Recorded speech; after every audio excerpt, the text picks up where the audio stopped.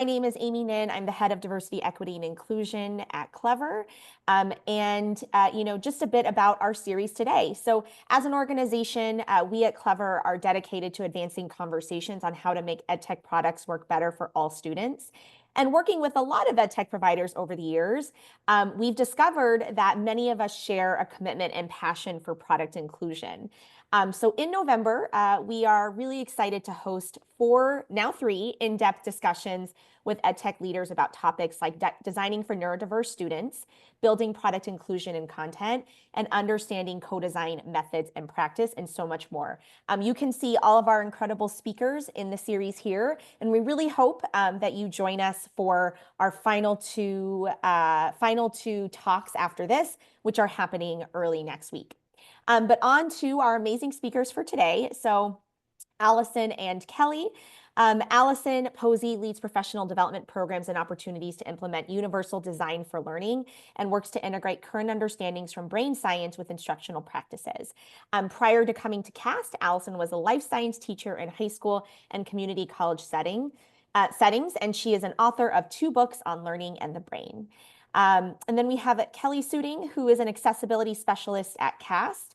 Kelli specializations include autism, accessible educational materials and accessible technologies, Google Chrome accessibility and integration, specific learning disabilities, and universal design for learning. And prior to joining CAST, Kelli worked as a specialist for a state education agency in Indiana for 10 years, where she supported all Indiana public students in ensuring equitable access for students. So excited to welcome you both today.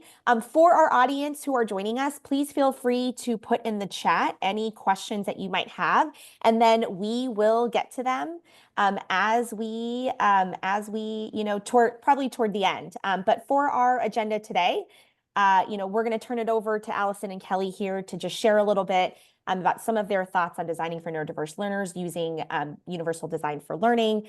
And then we will definitely get to some questions here. And then we'll share what's next. All right, Allison and Kelli, over to you.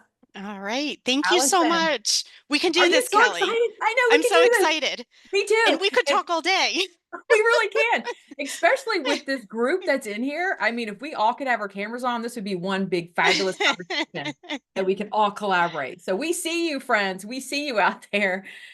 Go ahead, friend. Oh, I was going to say, I kind of want to move and just get us started. If that's yeah. You saw how quickly I started. Here we go. It's like when I go on a run. So right. We have thought of accessibility from the beginning. So please let us know if for some reason you're not able to get the information in more than one way. And here we are. Thank you so much, Amy, for that lovely introduction. And we have tips for you, tips to design for neurodiverse learners using accessibility and UDL. And hopefully you'll continue to brainstorm ideas for how you can bring this to life in your work. We want to learn with you. We want this to be a conversation. So please put any ideas, goals you have. Why did you show up today? What can we make sure that we get for you in our short time? And then I'm going to turn it back to you now, Kelli. You're it. Allison's panicked. We're on a tight deadline here. We've got lots to talk about because this is so much fun. UDL. Okay, so let's get to our tips. So we decided to do 5 tips for designing for neurodiverse learners, just like my friend Allison said. And so we thought we would start with accessibility tips first, just kind of get the ball rolling here. So tip number 1 for accessibility, when we're thinking about all learners and variability, just really developing a shared understanding of what in the world does accessibility even mean. I think that could be a game changer, having that understanding. So then our minds aren't geared toward modifications. It's more of really supporting all learners when we're designing with accessibility in mind. And I will say, when it comes to UDL, we can have, and our colleagues say this, is that you can have accessibility without UDL, but you cannot have UDL without accessibility. So this is really important to have an understanding of what accessibility means. And it's going to mean something different for all of you. But we decided we wanted to share the definition from the Office of Civil Rights for accessibility. So I'm going to read this aloud. So accessibility means this: a person with a disability can acquire the same information, can engage in the same interactions, can enjoy the same services in an equally effective, equally integrated manner with substantially equivalent ease of use. as a person without a disability. So I kept saying same is same. Accessibility, like someone sent out months ago, accessibility is not extra steps, is just the steps we've missed. So we're really thinking about all of our learners so they can engage, decode, interact in the content that we're giving them. And before we move to the next one, we invite you to pause for a moment and craft your definition for accessibility in words and framing that work for you. Because I know, not coming to UDL, my background was not initially in accessibility. So I would say access a lot, and I would say accessibility a lot. But I don't think I quite had the depth of understanding of what that truly meant until I really started to dig into the work. So take a couple moments, either in the chat or on your own little post-it notes that you may have. Write, draw a diagram. What does accessibility mean to you? How can you develop this shared understanding of accessibility with the folks in your setting?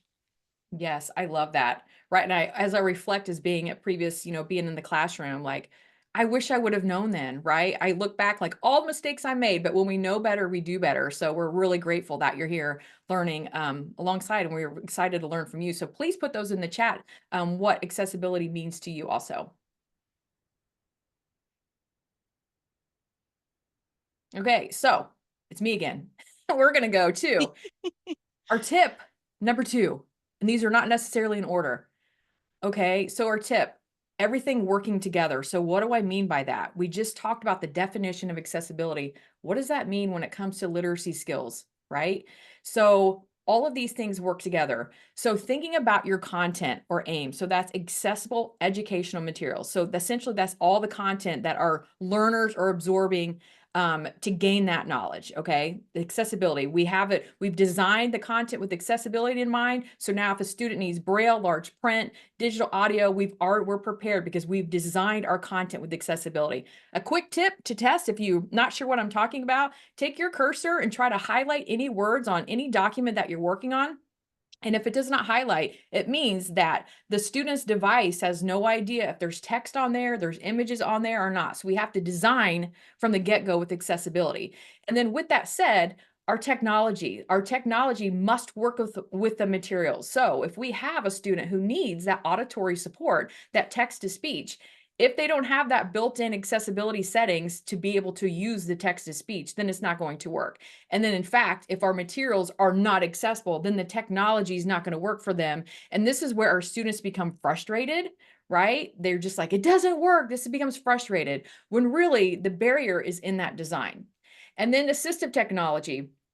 If we can't use our assistive technology like contrast color, using speech to text, text to speech, all the things that we want to do, highlighting, all the things when it comes to accessibility, enlarge, zoom on the screen.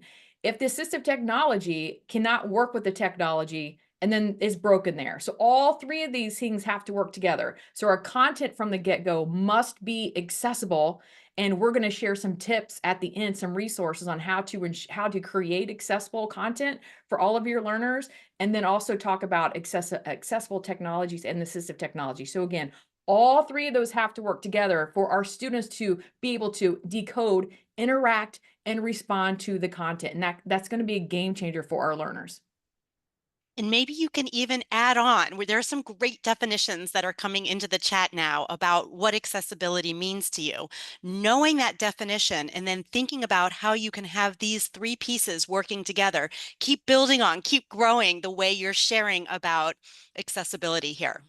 Yes, and I love that, because if our students cannot gain that knowledge, then they can't show you what they know. And lack of knowledge does not mean lack of intelligence. And if we're not giving them information that's accessible, they can't gain that knowledge. And this is where our students start checking out. They're not feeling smart, when in fact, again, it's in the design that's the barrier for our learners.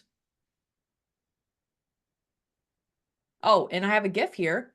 You push that accessible button and it leads you to stairs, friends. Okay, so we want access from start to finish. So just because we're maybe giving our students some digital content, just because it's digital does not mean it's accessible. It just means it's available. So just kind of reflect back to go back. Is my content accessible? They can open it on their Chromebook or their iPads or their Mac or PC, but now they can engage with it. So from start to finish. And that's where Allison's going to dive into UDL. And this is where we're naturally going to be able to go into that process.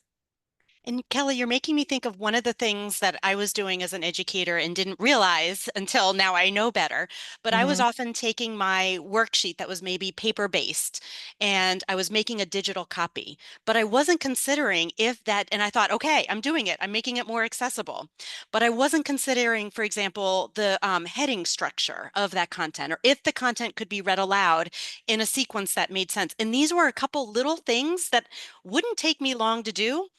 And once I figured Yeah. out heading structure, it helped me. So it's one of those amazing Yes. moments of when I made it more accessible. So I had maybe a button to push with making, two versions of the material, but to get up the darn steps, there were just a couple little things that I could do.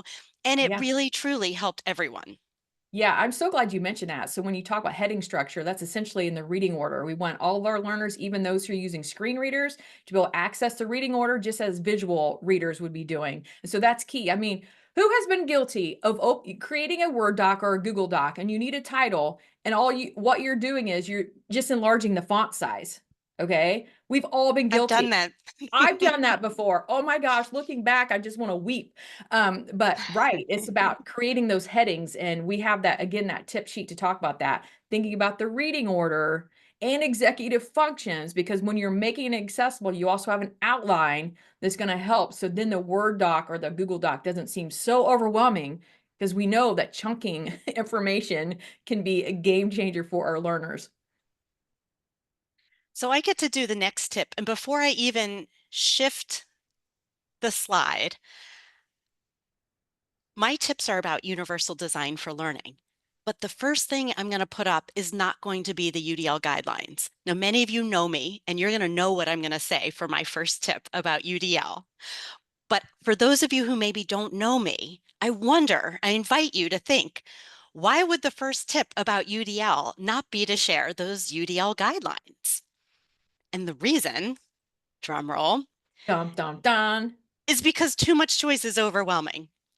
I go to grocery stores sometimes and I just look in the aisles and I'm like, whoa, look at all that food. There's so much to eat. Or I start thinking about all these accessibility tips. I start thinking about all the things, all the options that I could do for my students and for my learning. And I'm going to just show a little peek on the screen here. Those UDL guidelines that are coming up in the next tip, there's a lot in those. For those of you who have seen the UDL guidelines, it's a lot. It's like going to the grocery store and you just feel like there's so much we can do as educators. This is why teaching and learning is so hard. Yes, there are always more options. Yes, there's always more design. Yes, there's always more we can do to meet the needs of all of our learners. But in order to do that, we first have to know the goal. Just like a GPS, you first have to know the destination, and then you can start to decide, should I walk? Should I drive? Should I get public transportation? Do I want the scenic route? Once you know the destination, once you know the goal, then you can start to make these choices so much easier. And I get teased for always being the one to talk about the goal, even by my own children. And I'm okay with this because the goal is so transformative. So often in education, I mentioned a worksheet. So the goal is not to do the worksheet. The goal is probably to learn the content that's on the worksheet or to build the skill, like to, learn to multiply fractions. And if that's the goal, and if we have a student who can do that in another way than the worksheet, then I invite that other way of doing it because the goal is actually about the learning, the skills, the content, the social interactions, right? So key to UDL is not just using those UDL guidelines or not just dumping in all these accessibility features into all of our things. We don't want to run around on our buildings and wherever there's a staircase, start adding ramps everywhere, right? We need to make sure that we're really thinking about the goal and we're being very intentional then to think about how we're selecting the options in order to support that goal for our learners. And this is why UDL is going to look different in every context because we have different resources, we have different goals, we have different learners. But this framework for thinking about accessibility first and the importance of goals is going to be consistent across all UDL. So if my goal is to bring dinner for the hockey team, I'm going to make very different selections than if Kelli and I are going out, and Amy, you come too, than if the three of us are going to go out after this and celebrate with all of you, right? So the goal is going to drive those decisions. So that is my next tip. Do you want to add anything to this, Kelli, or does Yes, anyone have anything to add I'm in the gonna chat?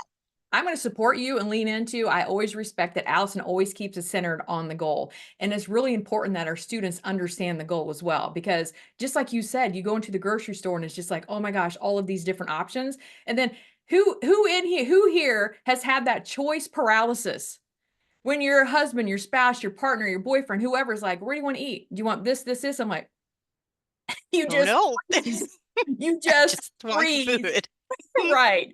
And the goal is to eat right. It's like all of these different choices. And when we think like we don't understand that goal, I think that we all kind of lock in. And especially, or think about neurodiversity, when you're really trying to just hone in on one thing, it's really hard. So making that goal really clear for our learners as well is a game changer. I And keep we're saying, getting it's resonating for some folks out there, which is great. So here's our grocery store, right? Here's my closet of all my stuff. So all of your tried and true teaching strategies, all the evidence-based practices that we use, they are all in the UDL considerations. We have our new version 3.0 that came out this summer that's really focusing more on welcoming identities and interests. We put the goal of UDL with learner agency right at the top of those UDL guidelines. We still have the three broad principles that broadly align with how the brain is organized, with information coming into the nervous system. We integrate, we engage with it, and then we do something with it. So that broad generalized structure of the nervous system is still present in our UDL guidelines. And we still have the horizontal access organization as well, where we have access, we have options to support, and we're thinking deeply about executive functions now. Executive functions, they intersect with engagement, with representation, and with action and expression. So this new 3.0 version has executive functions across the entire bottom row, that internalized learning that we're really going for with our learners. So they become more experts at their own learning. They know what they need. They know how to advocate for what they need to get to those learning goals. So remember, just like the grocery store, there are all these things we can do, but we want to make sure we're aligning the options very intentionally to meet the learning goals and to reduce the barriers. So you can use this UDL guidelines grid to really get intentional and save you time in your design, because maybe you recognize, you know what, the biggest barrier in this lesson I'm doing might be the language and symbols. Great, let's go right to that UDL guideline, just like going right to the certain spot in my closet of clothes if I know I'm going camping and I know exactly what to be able to pull out. And it just helps us to save that time and reduce those barriers intentionally. So you might want to start with the access if you don't know where to start with engagement if you don't know where to start. But if you know where those barriers are, these UDL guidelines can just help you be so intentional about your design. yes. And so thinking about just the word engagement, just engagement is very different than entertainment. So engagement, I think a lot of our times with our learners with disabilities specifically are more, they're oftentimes they're not engaged or more entertained because what they're getting is not accessible to them. So they're more passive in their learning. So when we think about engagement in UDL, they're active participants in their learning, and that's what we want for our learners. So engagement, entertainment are two completely different things, and I'm saying that because I hear that a lot. So we want to make sure all of our learners, including those with disabilities, are engaged and are active participants in their own learning. So good, so good. And ultimately, the big thing around UDL is framing barriers in the environment. I am so tired of hearing things like, my students not engaged, my students aren't engaged, my students aren't organized. Let's flip the dialogue. Let's flip the conversation to, how is the design supporting the engagement? How is the design supporting the organization? And I do this to myself. I'll be like, oh, Allison, that was so unorganized. I am very unorganized. And I'm going to flip that inner dialogue to what scaffolds do I need? to support my organization. So it's not that my students aren't reading at grade level. We have invented grade levels. We have invented what we think those constructs are. Instead, let's think about what is the reading goal that we're going for? Is it about decoding? Is it about comprehension? And then how is the design supporting the full range of learners that we know and love that we're going to have? You are never going to have, no matter how much you try to group your students, you are going to have variability every single time. So let's break that down. Let's start really getting into how is the design supporting those goals. We're going to come back to those goals again. So we have a visual on the screen to remember goals, reducing the barriers, and then those UDL guidelines are tips. They are really a tool to help you really be able to reduce those barriers and get to the goal very strategically and start with that accessibility from the beginning. That's right. And you said grouping, like grouping our students. Friends, our learners know if they're in group A, which means they're not considered at reading level, or they're in group Z. So when you're putting all group A, they're feeling that, they're feeling all of those things. And so I'm just piggybacking off what you said. I'm here to listen, Allison. Thanks for Let's being here. group. You know what we should do, Kelli? What if we grouped our curriculum? And what if we said, you know what? Actually, this curriculum is the low-level curriculum. How can we fix that curriculum to elevate it to get to the students? So the problem, again, is not the students. The problem is in the design. So let's really shift the focus and design. It's so much fun to design. Let's co-design with students. They share their barriers. We know what they are when they're like, oh my gosh, Mrs. Posey, do I have to? And then you go back and think, okay, what's the goal? What could be a different way? Do they even have access to it? I just think that question right there, if you can't hear this or see this right now, oh my goodness. It's not that you can't, it's that our design was disabling. So we do want to, we recognize that here we start to go again. Amy, we're going to let you rein us in. Yes. Yes. Well, y'all, I really love the 5 tips. And I, in particular, right, the reframe around how do we focus on the design and not the students. I think that just like really hit me. So I really love that and appreciate that. I am curious though, so you said if, let's say, you don't know where to start, because this can be overwhelming if this is new for you. And, I'm trying to think from the frame of, let's say I'm a new ed tech provider and I haven't really, done some of this before. And you say start with engagement. What would that look like for me as like an ed tech provider? Such a great question. And I am not going to give you a scripted answer, but what you would start to ask yourself is, what do you already have? So this first box is all about welcoming interests and identities. So take your curriculum, take your product and think about, all right, where am I optimizing choice and autonomy? So where you have a clear goal, is the choice optimized? Not just giving tons of choices, but optimizing the choice. The next consideration is, how is their relevance, value, and authenticity? Why should learners care? Can they see themselves reflected in the examples, in the images, in the quotes that are given? How are we nurturing joy and play? This is so important from a nervous system perspective. We get bored very easily if it's just a drill and kill. Where is the joy in the play? That's how the brain learns. And how are we reducing biases, threats, and distractions? So are there opportunities to minimize all the inputs that are coming in? Are there options to work on your own or collaborate or to get what you need to reduce those threats? So again, everyone else add more ideas. So there's not one way to do it, but you can use these considerations to start to think, okay, what's already working? Where are there still barriers to students feeling like they are even invited into the space by the design? Yes, I love that. I love that. And you can see that is resonating for some folks in the chat as well, who just really love the idea of like the importance of play and how critical that is. It is not just for young kids. Yes, as an very adult, true. I want my taxes done in a way, like I want the design of how I submit my taxes, not, done in a way that would nurture my joy and my play. And I would engage more in that. It's so good. What do you all often find is like a big misconception about UDL and accessibility, especially among ed tech providers that you all might work with? And how would you correct some of those misconceptions? Go ahead, Allison. I was going to say, I'll let you go because I went last time. No, it's okay, because I know what you're going to say and I'm going to follow you. Well, here are a couple thoughts, right? Does it take more time? What about the tests that they have to take?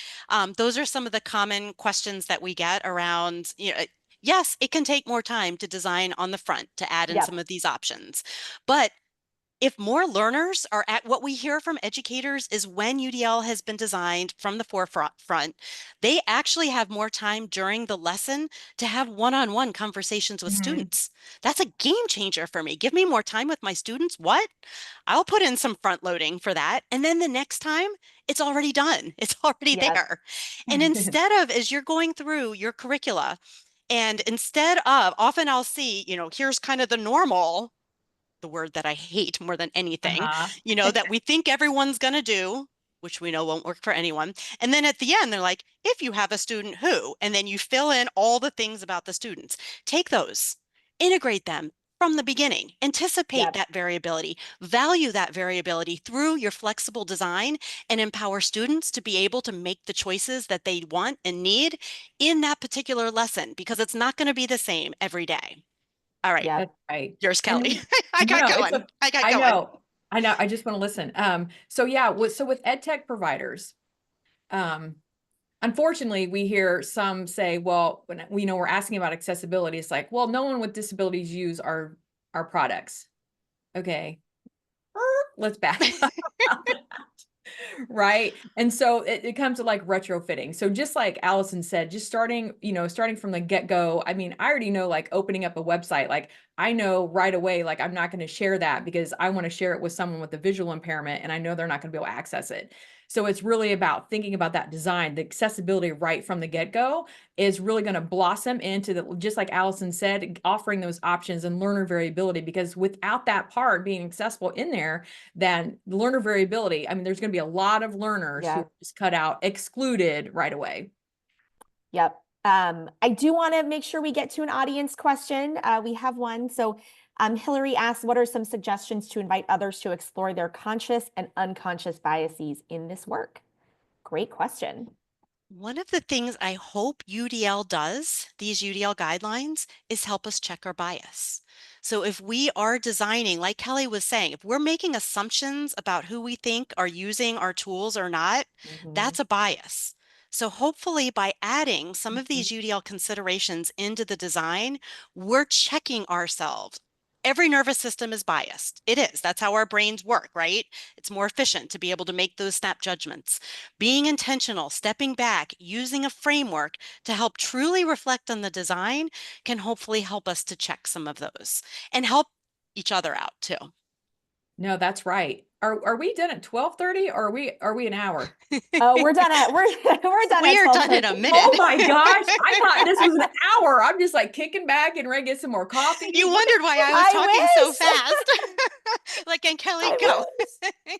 Now I get it. Now I get it. I think Oh. one thing about our biases is that we can't assume that we know what our students need. We can't assume. For example, I was talking to educators working with a student, and everyone assumed because he would come in, he would wear Elmo t-shirts, he was non-speaking, he would wear Elmo t-shirts, so everyone thought he loved Elmo. So they're giving him these videos and all these things all about Elmo. When finally someone said, what kind of music do you like? Because it was like Elmo's World.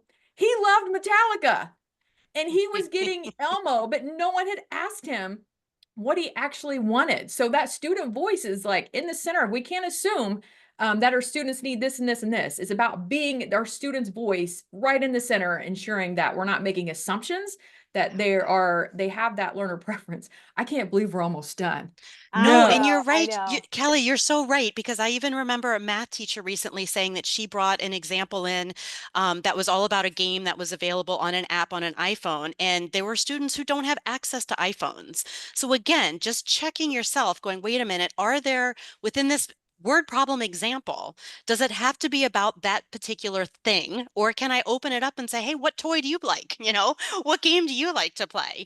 And then you're Yeah. inviting cultures, different preferences. You're learning about your students instead of, like you're saying, presuming to be like, well, I think all students are going to like this game on the iPhone. Right? Just Right. We're like, no. Right. I And think then everyone's going to like talking about the brain. Yes. well, and that's the thing, like take that data. I have one more thing. Yeah. Take that data. When you get that feedback from your students, use it. Like I had a student who he was in first grade, but he was in the kindergarten class and he was not speaking. No, he was speaking, but he loved medical prescription books and he would carry around the medical, and it was like 4 inches thick, and just this little guy, and he would carry it around. He could tell you every prescription that you were taking. He could tell you everything without looking in the book. Mrs. Suding, is that Advil? Is that 500 milligrams? I'm like, oh my gosh. But he had it memorized, this whole doctor book.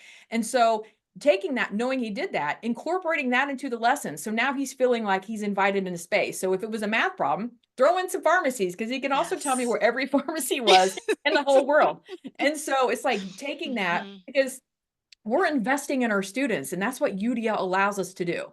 It allows us to have that time to really think about what students are, how they're engaged and what their preferences are. And then we actually use it. When you're doing those student inventories and profiles, take that and use it. Okay, I'm trying to stop, but no, that's exactly. And as the curriculum designers and the product designers, open that space up for educators. Yes. I love that. Okay, we know we're here. Y'all, we could we're getting pulled off. Goodness. I feel like never enough time. I also wrote down the quote, we can't assume what our students need, because I am fully in alignment with that. Want to thank everyone for joining us today. Allison, Kelli, thank you so much for the incredible tips around accessibility, UDL, and designing for neurodiverse students. Folks, the conversation is not over. You can find some resources in the resources section. And then please join us. You can see Allison and Kelli's contact here, and then please join us. We have 2 more events coming up next week. Our next event is on creating inclusive content with Dr. Chastity McFarlane from Renaissance Learning and me. So that is coming up on Monday. Hope you all join us for that. Thank you so much again.